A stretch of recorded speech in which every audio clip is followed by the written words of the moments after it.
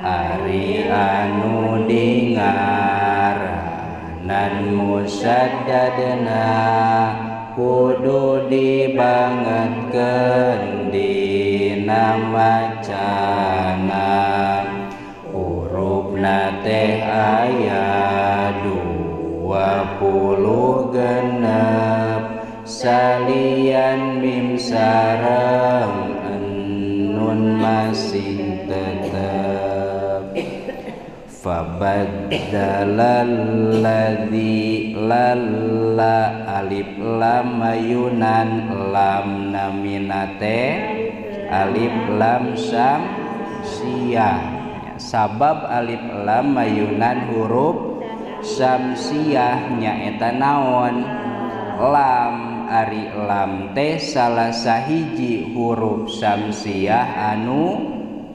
sabaraha anu 14 anu dikumpulkeun dina lafaz tibasum masil rohman tafuz difdani am da'su adzonni zur syarifan lil kiram aya lam aya dina lafaz naon dina lil kiram atuh lam teh huruf samsiyah anu mana lam tina alif lamna disarupakeun kana bintang lam tina alif lamna disarupakeun kana bintang sedengkeun lam huruf samsiyahna disarupakeun kana panon poe ceuk patokan kumaha di mana-mana cahaya katingali alias tiberang maka cahaya bintang teu katingali lamun dikana hurufkeun di mana-mana huruf samsiyah dibaca maka lam nama henteu dibaca di dieu lam nu ka kuping teh sanes lam tina alif lam tapi lam huruf samsiyah sabab lam tina alif lam nama diasupkeun kana huruf samsiyah ari diasupkeun teh bahasa Arabna diidghamkeun cirina idgham teh naon tasdid atuh alif lam samsiyah teh macana wajib idgham sareng qaidahna sanihima idghamu hafi arba'in ma'asyratin aidan wa ramzuha fa'im kaduana alif lam wajib idgham kawit ieu nazam tibasum basil rohman tapus dibzani am da'su adzonni zur syarifan lil kiram nyaeta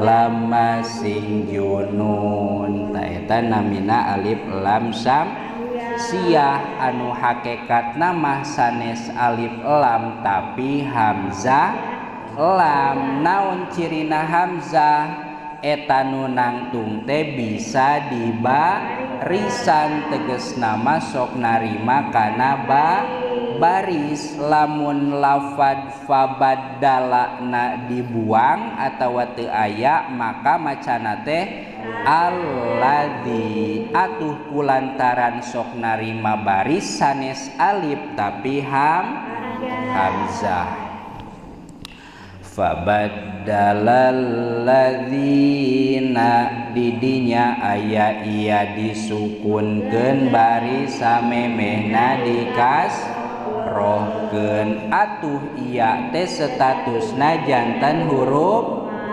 mad. Kulantaran aya huruf mad atuh bakal aya istilah mad.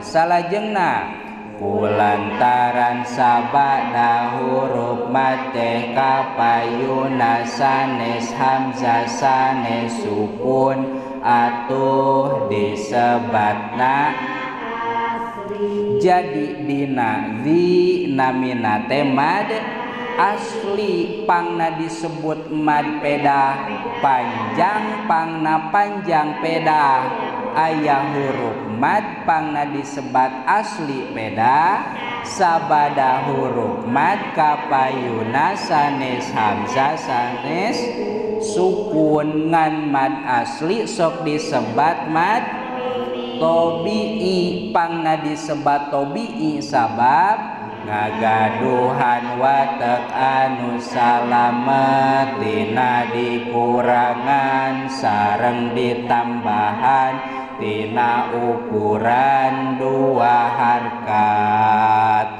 Atuh kulantaran teu kurang teu leuwih tina dua harkat panjang nama tobi'i teh sabaraha harkat? Dua harkat. Kulantaran mad tobi'i dua harkat atuh mad asli ge dua harkat. Sabab mad asli katelahna mad tobi'i. Mad asli teh mad tobi'i tea ceuk saha eta teh? Ceuk qaidah. Sareng qaidahna wal maddu asliyun wa far'iyun lahu wa sammi awalan tabi'iyan wa hu. Mate aya asli aya far'ina mad asli tabi'i eta katelahna. Mana nu jadi qaidah?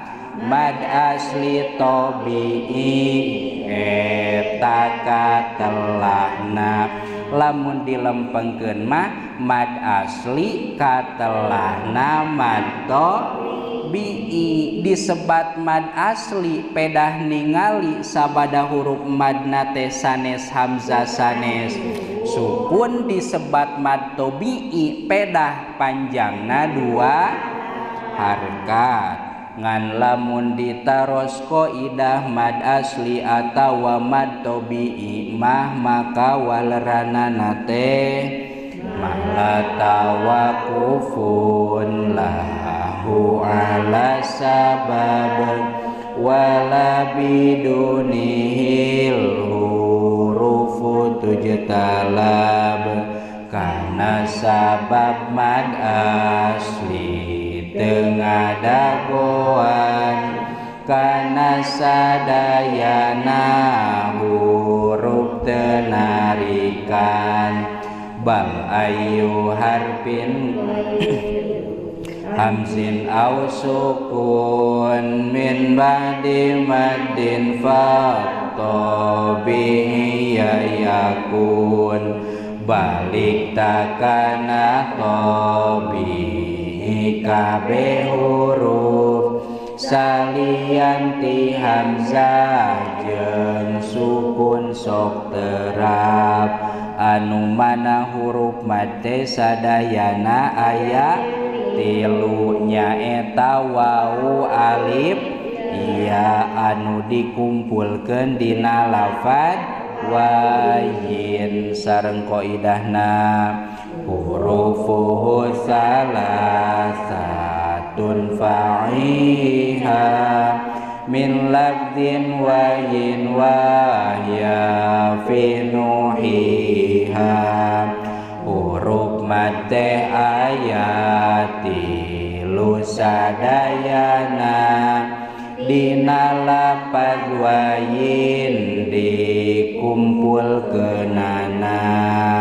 Ngan peda huruf mad nu tilu teh ngagaduhan syarat. Lamun alif disukunkeun samemehna fatahkeun lamun wau disukunkeun samemehna didomahkeun lamun iya disukunkeun samemehna dikasrohkeun ceuk urang mah alif pae ba'da jabar wau pae ba'da ps iya pae ba'da jr sareng qaidah syarat mad wal kasru qoblal ya wa qoblal wawi dhom syartun wa fathun qabla alif multazam wau iya ps jr numaina